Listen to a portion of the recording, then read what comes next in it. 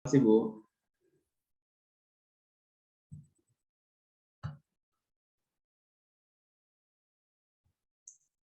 Ya, Assalamualaikum warahmatullahi wabarakatuh. Selamat pagi, semangat pagi teman-teman semua ya. Sebelumnya, pada hari ini kita akan melanjutkan pembahasan dari materi yang sudah disampaikan sebelum UTS. Untuk pada hari ini kita akan membahas terkait dengan pertimbangan formulasi dalam mendesain sediaan farmasi mencakup rute pemberian sediaan, dosis obat pelepas dan komponen formula yang akan digunakan. Ini ada dua bagian ya teman-teman. Jadi nanti di pertemuan ke-9 untuk bagian 1 dan di pertemuan ke-10 untuk bagian yang kedua. Nah, di bagian pertama atau bagian 1 ini kita nanti akan fokus terhadap pertimbangan formulasi dalam mendesain sediaan farmasi teman-teman. Jadi pertimbangan-pertimbangan apa yang perlu untuk diperhatikan dan untuk dikerjakan seorang formulator ya teman-teman. Formulator itu seorang yang melakukan formulasi dalam melakukan desain sediaan farmasi. Dan untuk bagian 2 di pertemuan ke-10 nanti kita akan fokus terhadap rute pemberian sediaan, kemudian dosis obat berdasarkan pelepasan dan komponen formula yang akan digunakan yang menjadi pertimbangan dalam memformulasi suatu sediaan obat, khususnya sediaan liquid.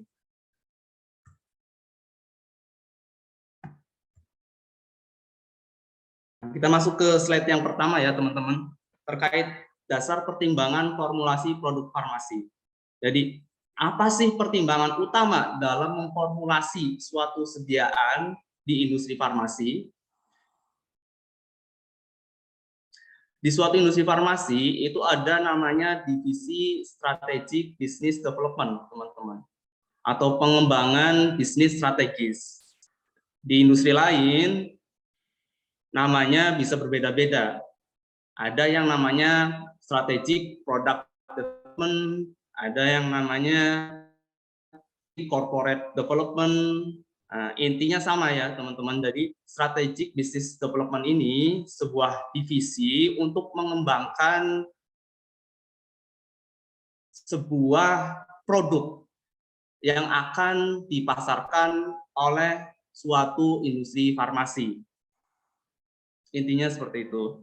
Strategic business development, dari mana dasar untuk menentukan produk apa yang akan diproduksi oleh suatu industri farmasi, itu masukannya dari beberapa divisi, antara lain dari divisi marketing yang paling utama, teman-teman.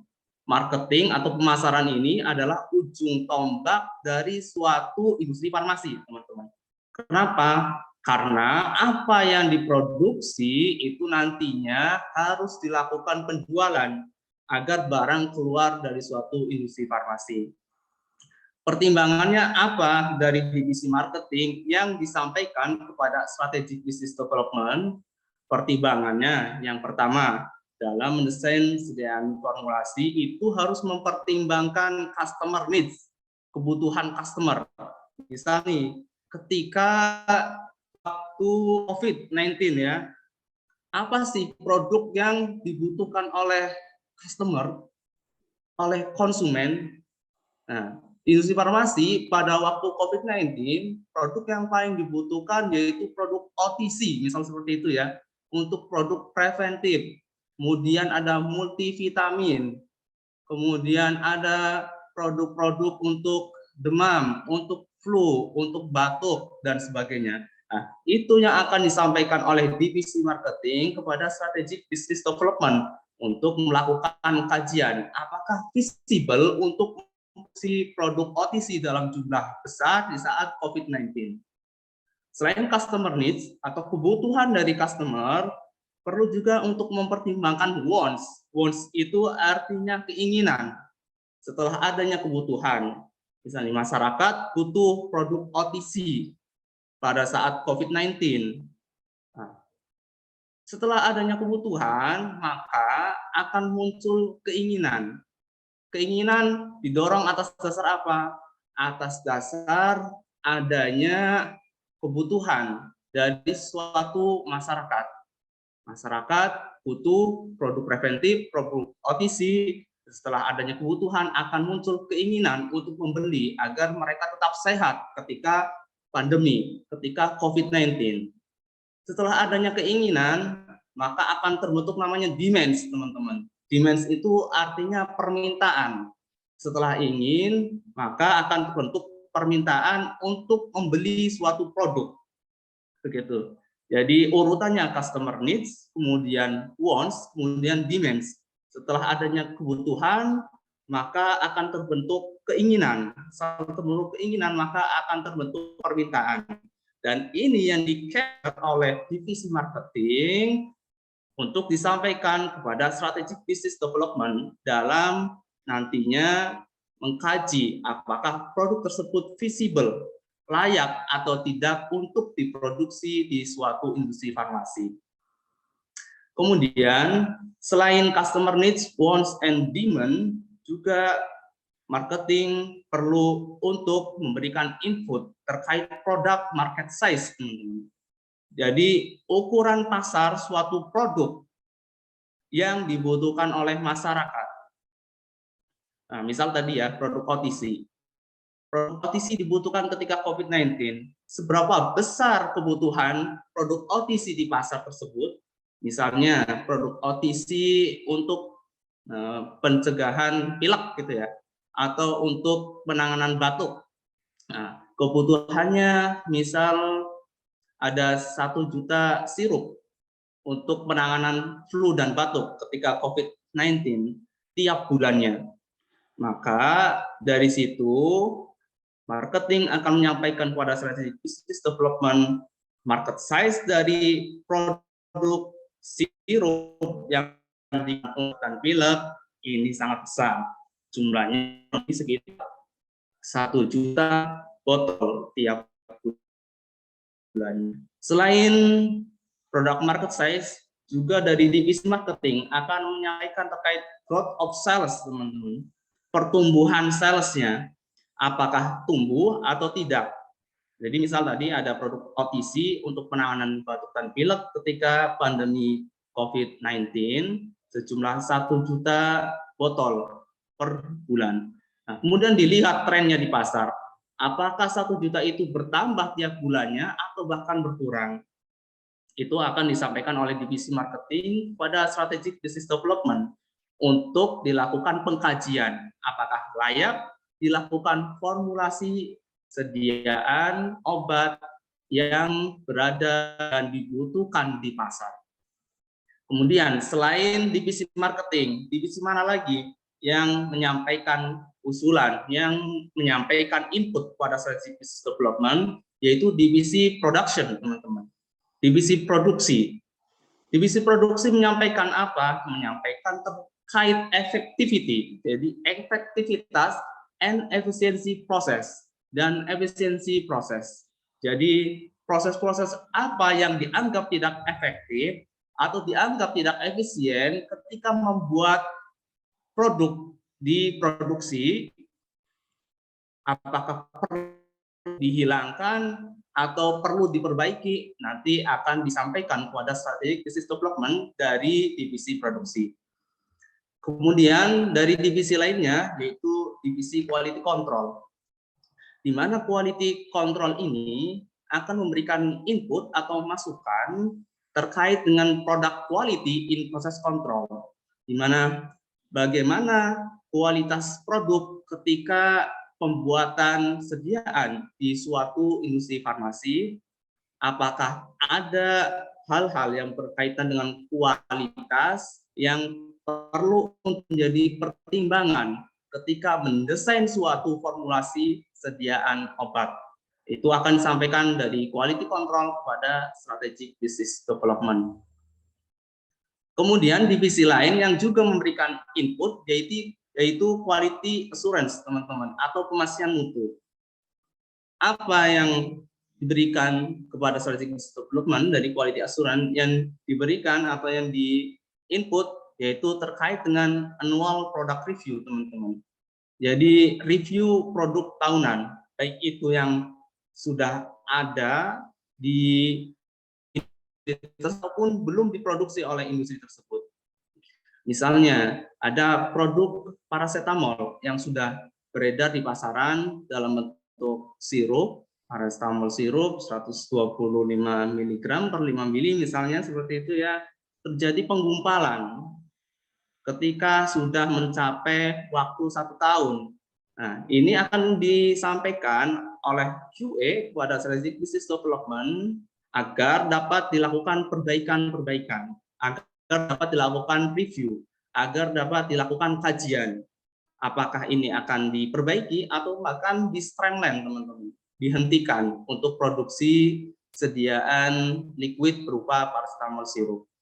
Selain itu, dari quality assurance juga akan menyampaikan terkait dengan produk-produk yang diproduksi oleh industri farmasi tersebut ketika sedang dalam proses berjalannya. Misalnya, ada produk, misalnya ibuprofen ya, ibuprofen suspensi yang terjadi kekurangan kadar ketika pembuatan masanya. Sehingga ini akan disampaikan kepada strategic business development apakah suspensi ibuprofen yang ada di produksi akan dihentikan produksinya untuk tahun-tahun berikutnya atau akan dilakukan pertimbangan untuk perbaikan-perbaikan. Seperti itu, teman-teman. Jadi ada 4 divisi yang menjadi pertimbangan dalam melakukan formulasi sediaan farmasi yang akan dilakukan kajian dari strategic business development.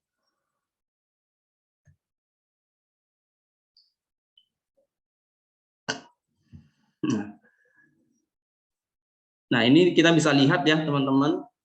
Tadi sudah disampaikan bahwa salah satu input atau masukan dalam pertimbangan membuat formulasi sediaan obat adalah dari marketing. Nah, marketing ini biasanya bekerjasama dengan berbagai konsultan untuk mendapatkan data produk apa yang sedang dibutuhkan, diinginkan, dan diminta oleh masyarakat secara umum.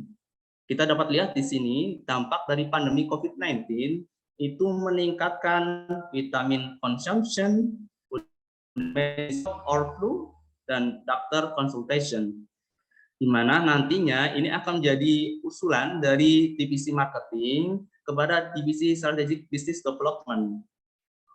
Apakah produk vitamin yang sudah ada akan ditingkatkan kapasitasnya atau bahkan kita membuat suatu formulasi baru untuk vitamin-vitamin yang belum industri farmasi tersebut miliki.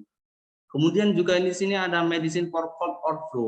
Ini juga akan menjadi masukan bagi strategic business development untuk mengembangkan suatu formulasi sediaan. Apakah nantinya akan dibuat produk-produk untuk cold, untuk demam dan flu, termasuk batuk juga ya, batuk pilek biasanya itu 1 paket.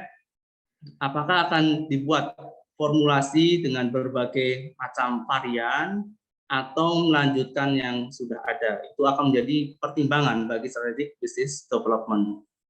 Kemudian juga doctor consultation. Ini doctor consultation ini lebih banyak terkait dengan produk-produk preventif atau OTC ketika COVID-19. Kemudian untuk customer behavior atau kebiasaan dari customer ketika COVID-19, 15-30% rata-rata kenaikan belanjanya secara online. Kemudian kita bisa lihat juga di sini upaya pencegahan penyakit atau preventif dari konsumen meningkat. Ini menjadi gambaran bagi divisi strategic business development untuk melakukan formulasi sediaan yang berkaitan dengan produk-produk preventif atau pencegahan. Ini lebih banyak produk-produk OTC ya teman-teman, dan suplemen yang berkode SD teman-teman, suplemen dagang. Kemudian nanti dari strategic business development larinya kemana nanti ya, ada di slide berikutnya. Kemudian trend back to nature ini juga disampaikan oleh konsultan bahwa saat ini tren kembali ke alam sudah mulai meningkat dengan salah satunya dampak dari pandemi COVID-19, obat-obatan yang banyak memiliki resiko dan sebagainya. Sedangkan obat-obat alami lebih minimal resikonya. Sehingga adanya trend back to nature ini dapat di-capture oleh divisi marketing untuk disampaikan kepada strategi business development untuk melakukan sediaan yang berkaitan dengan obat dari natural, dari herbal atau obat tradisional, gitu teman-teman. Nah, ini sumbernya dari Fortune Business Insight, McKinsey and Company and Company and Corporation. Jadi McKinsey dan kawan-kawannya yang satu grup perusahaan. Ini sebuah konsultan dari Amerika, McKinsey and Co. Kemudian pertimbangan berikutnya terkait pasar ini bisa kita lihat di sini ya. Ada pasar obat di Indonesia khususnya, bahwa di data Q3 tahun 2021 total pharma market mencapai 119,82 triliun. Ini di kuartal 3 ya teman-teman. Jadi di suatu industri farmasi itu biasanya akan melihat data penjualan tiap kuartal teman-teman, tiap 3 bulan. Tiap 3 bulan nanti akan dilakukan evaluasi produk apa yang sedang ramai di pasar, itu yang akan dibuat oleh sebuah industri farmasi teman-teman. Nah, kita dapat lihat di sini ya, trennya teman-teman. Produk yang ramai. Sini ada domestic free sales. Ini produk-produk OTC ya teman-teman. Jadi produk OTC pada saat COVID-19 ini sangat banyak kebutuhannya di pasar, sehingga itu menjadi masukan bagi strategi business development untuk melakukan formulasi-formulasi sediaan yang berkaitan dengan produk-produk preventif tadi ya, pencegahan ataupun produk-produk OTC untuk penanganan batuk dan pilek atau gejala-gejala ringan yang mungkin akan mengarah kepada COVID-19. Kemudian dari sisi produk herbal atau herbal market, ini kita lihat di sini ya, Indonesia herbal market size tahun 2019 sebesar 17 triliun dan tumbuh menjadi 20 triliun tahun 2020. Namun secara global Indonesia hanya mengambil pasar untuk obat herbal atau obat tradisional 0,61%. Jadi masih sangat kecil teman-teman. Miris sekali ya teman-teman, di mana Indonesia dengan sumber daya alamnya yang sangat melimpah, namun dari produk jadinya itu hanya menyerap 0,61% dari pasar global, pasar dunia yang ada terkait obat-obat herbal dan obat tradisional. Di mana secara total atau global herbal market size mencapai 138,26 billion atau miliar dolar pada tahun 2020, dengan negara pemasok terbesar itu mulai dari India ya teman-teman dengan persentase mencapai 33,46%, kemudian China juga sekarang menguasai pasar obat ya, termasuk pasar obat herbal sampai 2,54%, juga menguasai produk bahan baku farmasi dan herbal China dan India ini. Kemudian Netherlands atau Belanda ini jumlahnya masih cukup kecil namun sangat berpengaruh dan kenaikannya cukup besar dari negara Belanda untuk memasok produk-produk herbalnya. Kemudian market size and market share produk herbal secara holding farmasi BUMN ya. Jadi industri farmasi BUMN di Indonesia ini ada 4 teman-teman. Ada Bio Farma, Kimia Farma, Indofarma, dan Cross yang saat ini dijadikan satu atap atau satu manajemen di holding BUMN farmasi. Dan secara konsolidasi market size produk herbal di holding BUMN farmasi tahun 2020 baru mencapai 184,3 miliar dengan market share sebesar 0,92% yang ada di Indonesia. Jadi masih sangat kecil teman-teman.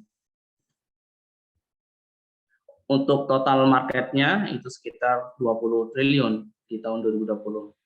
Kemudian untuk proporsi obat tradisional di Indonesia tahun 2021, ini yang paling banyak jamu ya teman-teman, dari 12.000 produk, kemudian OHT atau obat herbal terstandar 86 produk, dan fitofarmaka 26 produk.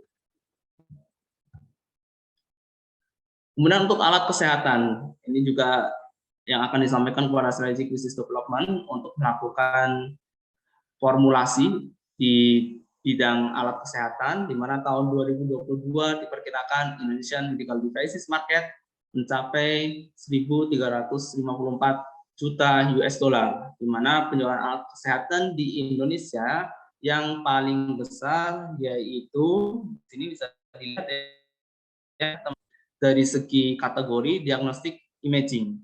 Jadi diagnostik imaging ini alat untuk mendiagnosa, misalnya seperti USG, kemudian CT scan dan sebagainya, ini memiliki value yang paling besar. Nah, ini jadi gambaran teman-teman bagi suatu industri farmasi untuk melakukan pembuatan suatu produk yang akan dijual di pasar. Dan other medical device ini juga akannya cukup besar, ini macam-macam ya teman-teman. Namun secara kategori dari diagnostik imaging yang paling besar. Kemudian kita juga perlu mengcapture ya teman-teman di sebuah industri farmasi jumlah penduduk di Indonesia yang paling besar di mana, itu yang akan jadi target kita untuk memasuki pasar yang ada di Indonesia. Di antaranya ada Jakarta, kemudian ada Surabaya, kemudian Medan, Bandung, Semarang, Palembang, Makassar, ada Batam, Bandar Lampung, Pekanbaru, dan Padang, dengan jumlah total populasinya mencapai 29.142.458 jiwa dengan compound annual growth rate atau kenaikan penjualan per tahun mencapai 12%. Halo Bu Nur, Bu Nur ini ada remaining meeting time-nya ya Bu? 2 menit lagi Bu. Halo Bu Nur. Maaf, bisa hilang. Iya Bu Nur. Nanti saya coba, nanti lanjut aja Pak. Nanti saya coba tanya ke operator. Ya, terima kasih Bu. Ya. Kemudian kita lebih spesifik ya teman-teman pada faktor-faktor yang perlu diperhatikan dalam memformulasi sediaan farmasi, teman-teman. Faktor apa saja yang perlu diperhatikan dalam kita membuat atau memformulasi sediaan farmasi? Faktor yang pertama bahan, teman-teman, atau material. Material ini yang perlu diperhatikan, yang pertama source-nya, sumbernya dari mana, vendornya siapa, produsen bahan bakunya siapa, itu perlu diperhatikan. Kemudian di sini ada COA-nya, Certificate of Analisa-nya, apakah sudah sesuai dengan literatur, baik itu dari Pharmacope, Pharmacope Indonesia, Pharmacope British, Pharmacope US, dan sebagainya. Kemudian dari segi approval dari bidang R&D nantinya ya, untuk pertama kali dilakukannya trial, kemudian ada approval dari bidang QA ketika bahan baku sudah mulai masuk untuk diproduksi, dan kemudian ada approval dari QC ketika proses berjalan, dan ada approval dari QA kembali ketika produk akan di-launch ke pasaran. Kemudian bahan yang perlu diperhatikan spesifikasinya teman-teman, spesifikasi dari bahan ini, baik itu pemeriannya, kemudian sifat fisika dan kimianya, dan sebagainya. Ini acuannya ada dua teman-teman, ada namanya external reference. External reference itu contohnya Pharmacope Indonesia, Pharmacope US, Pharmacope British, kemudian Japan Pharmacope, kemudian ada Chinese Pharmacope, dan sebagainya. Kemudian ada internal specification. Internal specification ini adalah spesifikasi internal yang dikembangkan dari external reference.